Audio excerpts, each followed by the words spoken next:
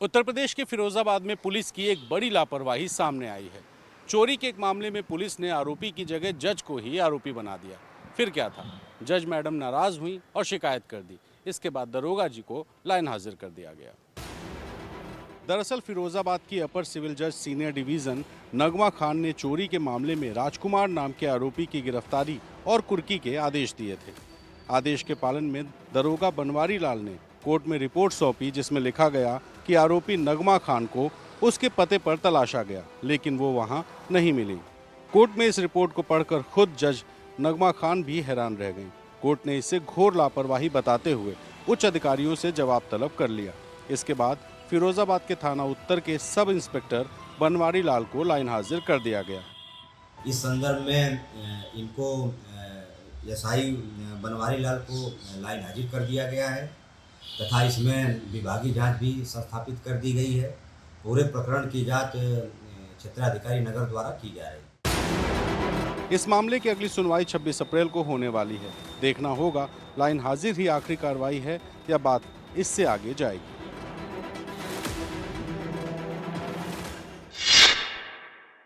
सैफ अली खान पर हुए हमले मामले में बांद्रा पुलिस की चार्जशीट में खुलासा किया गया है कि आरोपी शरीफुल इस्लाम को भारतीय कागजात बनाने के लिए पैसे की ज़रूरत थी और इसी के लिए उसने चोरी की सोची।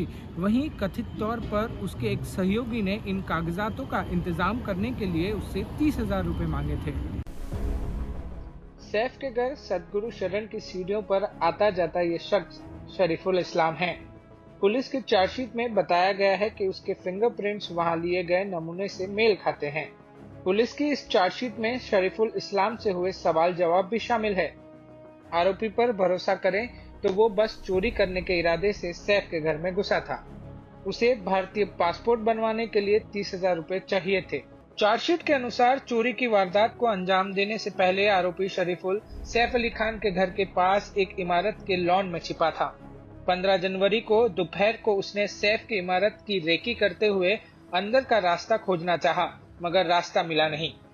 कुछ समय बाद उसने इमारत देखी, जिसकी दीवार बाकी इमारतों की तुलना में छोटी थी और इसलिए वो उसी दीवार से कूद गया और परिसर में घुस गया।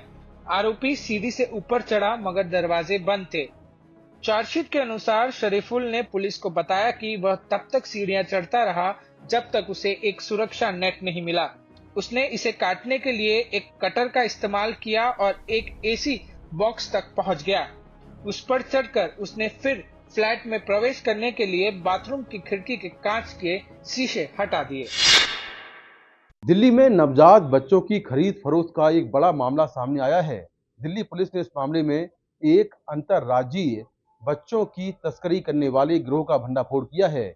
ये लोग राजस्थान और गुजरात से बच्चों को चोरी करते थे और दिल्ली और एनसीआर में अमीर परिवारों को ये बच्चे बेचते थे। दिल्ली पुलिस ने ऑपरेशन नवजात के तहत एक बड़े मानव तस्करी रैकेट से जुड़े 3 आरोपियों यास्मीन, अंजलि और जितेंद्र को गिरफ्तार किया है। ये लोग राजस्थान और गुजरात से गरीब परिवारों के नवजात बच्चे चोरी करते थे और उन्हें दिल्ली और एनसीआर में अमीर परिवारों को बेचते थे। तो अभी तक जो 3 लोग अरेस्ट हुए हैं उसमें यास्मीन है और एक महिला है और एक जितेंद्र नाम का व्यक्ति है। जो दूसरी महिला है उस पर सीबीआई में सेम ह्यूमन ट्रैफिकिंग का केस 2024 का है, जिस पर वो अभी बेल पर बाहर थे। पुलिस के मुताबिक गिरोह की मास्टरमाइंड 40 साल की सरोज फरार है। उसकी तलाश की जा रही है। पुलिस ने इनके पास से 3-4 दिन के एक नवजात बच्चे को बरामद किया है। पुलिस के मुताबिक यास्मीन गुजरात और राजस्थान से बच्चे चोरी करती थी। अंजलि और जितेंद्र बच्चों की डिलीवरी करते थे। सरोज दिल्ली और एनसीआर में बच्चों को बेचती थी।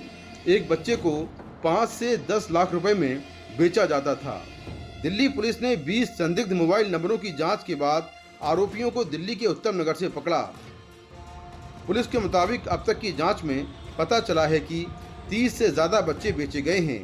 अंजलि पहले भी सीबीआई द्वारा मानव तस्करी के एक मामले में पकड़ी जा चुकी है, लेकिन जमानत पर रिहा होने के बाद फिर से इस गोरख धंधे में शामिल हो गई। मुंबई में पानी की किल्लत से जूझ रहे लोगों को अब राहत मिलेगी। पिछले 4 दिन से मुंबई वाटर टैंकर एसोसिएशन की हड़ताल अब खत्म हो चुकी है। बीएमसी कमिश्नर भूषण गगरानी के साथ बातचीत के बाद वाटर टैंकर एसोसिएशन द्वारा एक बार अपनी सेवाएं फिर से शुरू करने का ऐलान किया गया। 4 दिन से मुंबई वाटर टैंकर एसोसिएशन की अनिश्चितकालीन हड़ताल चल रही थी। बीएमसी के नए नियमों और निजी कुओं पर जारी नोटिसों से नाराज टैंकर मालिकों ने पानी की आपूर्ति रोक दी थी, जिससे लोगों को भारी दिक्कतों का सामना करना पड़ा। लेकिन बीएमसी कमिश्नर के साथ बैठक के बाद मामला सुलझा।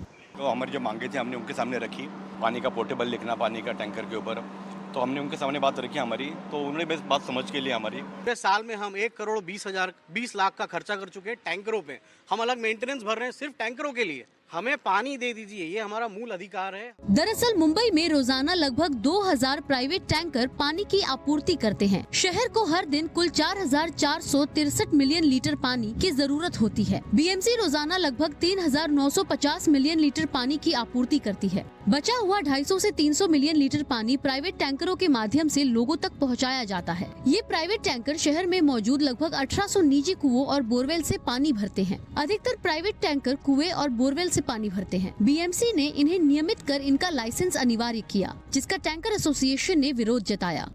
अंधेरी ईस्ट विधायक मुरजी पटेल ने इस मामले में अहम भूमिका निभाई है। उन्होंने मुख्यमंत्री से बातचीत कर समाधान निकालने में मदद की। महाराष्ट्र राज्य के मुख्यमंत्री, हम मुख्यमंत्री और डिप्टी सीएम का धन्यवाद करते हैं। उन्होंने तुरंत कार्रवाई कर बातचीत से समाधान निकाला।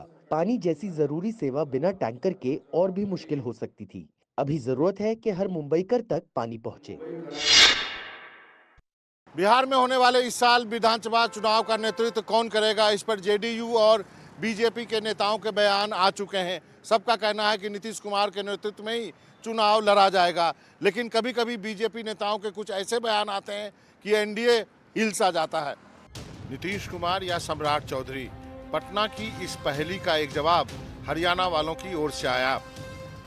महात्मा ज्योतिबा फुले जयंती पर आयोजित राष्ट्रीय जागृति महासम्मेलन में हरियाणा के मुख्यमंत्री नायब सिंह सैनी ने कहा, बिहार का चुनाव सम्राट चौधरी के नेतृत्व में लड़ा जाएगा। ये विजय का झंडा ये बिहार के अंदर भी फहराया जाएगा और हमारे सम्राट चौधरी के नेतृत्व में फहराया जाएगा। हालांकि इस बयान से पहले बीजेपी के शिखर नेता नीतीश कुमार के नेतृत्व में चुनाव लड़ने की बात कह चुके हैं, लेकिन बीजेपी के दिग्गज नेता एक अलग लकीर खींचते दिखते हैं तो जेडीयू चौकन्नी हो जाती है। नायब सिंह सैनी से पहले अश्विनी चौबे नीतीश कुमार को दिल्ली जाने की सलाह दे चुके हैं। हालांकि जेडीयू सैनी के बयान पर सफाई दे रही है। इस बयान में कहा ऐसा है कि उन्होंने बिहार के अगले मुख्यमंत्री के रूप में सम्राट चौधरी जी की चर्चा की। दरअसल ऐसी भ्रांतियां जानबूझ करके फैलाया जाना। एनडीए के भीतर टकराव का ऐसा मौका आया तो तेजस्वी चुटकी लेने से क्यों चूकते। मतलब इनका कहना है स्पष्ट कि नीतीश कुमार जी बिहार के मुख्यमंत्री नहीं होंगे। अगर भाजपा के एक मुख्यमंत्री का ये बयान आता है तो इसको गंभीरता से लेनी चाहिए। विपक्ष का आरोप है कि नीतीश को बीजेपी निपटाने की तैयारी में लगी है। बीच बीच में बीजेपी के बयान इन आरोपों को जेडीयू के अंदेशे में बदल देते हैं।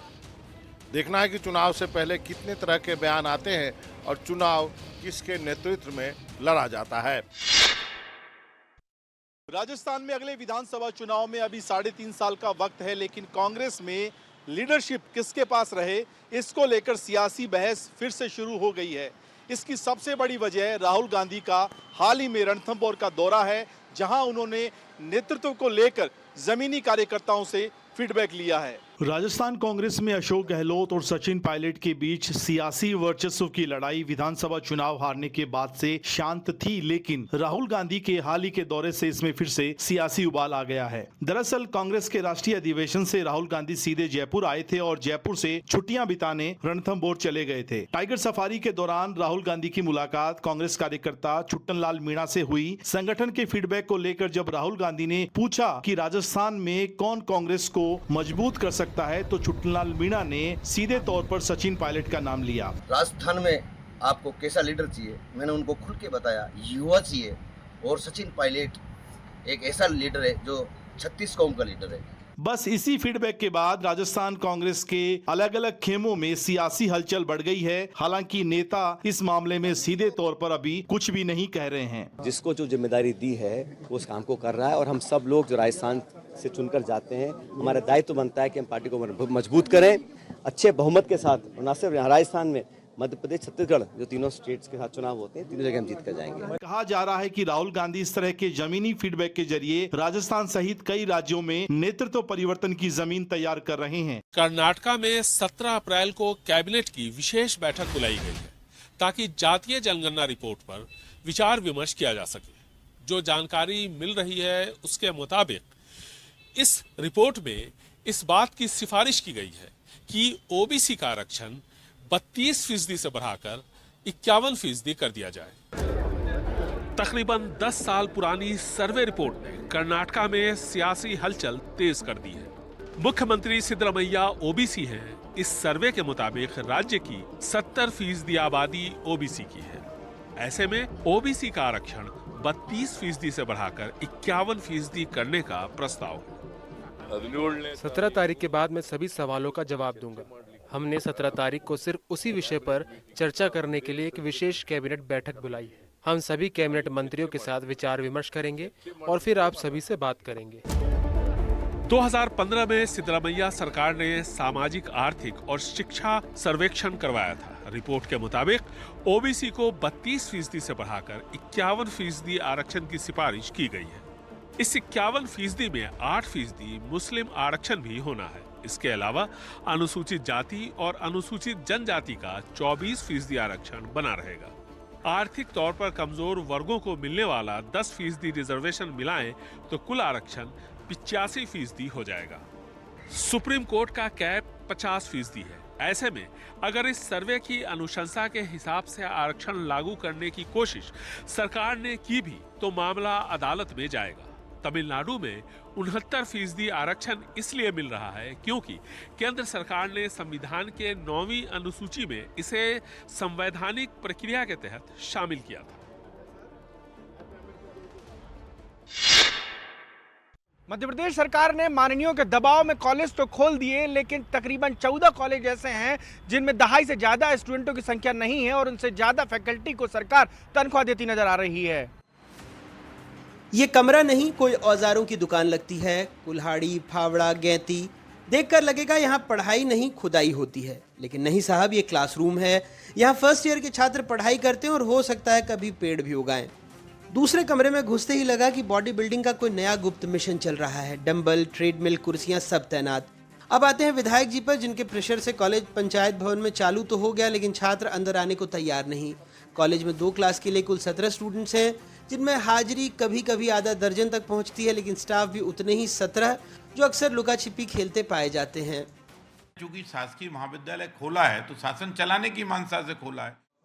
रामेश्वर जी अकेले नहीं हैं, उनके जैसे और 11 माननीय हैं जिन्होंने शिक्षा को लेकर इतना गंभीर दबाव बनाया कि कॉलेज तो खुल गए लेकिन छात्र नहीं आए।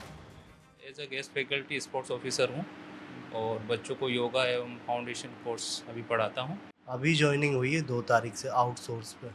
ये सब कॉलेज खुलवाए गए हैं सत्ताधारी दल के माननीयों के क्षेत्र में। विपक्ष का आरोप है कि वोट बैंक के गणित में सर्वे जैसी चीजें भी पीछे छूट गईं। खासकर जो भारतीय जनता पार्टी से जुड़े लोग हैं उनको मोबिलाइज करने ने, उनका वोट बैंक बढ़ाने के लिए नौजवानों के बीच में चर्चा करने के कॉलेज खोले गए। जाते जाते नाकांक्षी कॉलेज में आकांक्षी छात्र नेता से भी मिल लीजिए।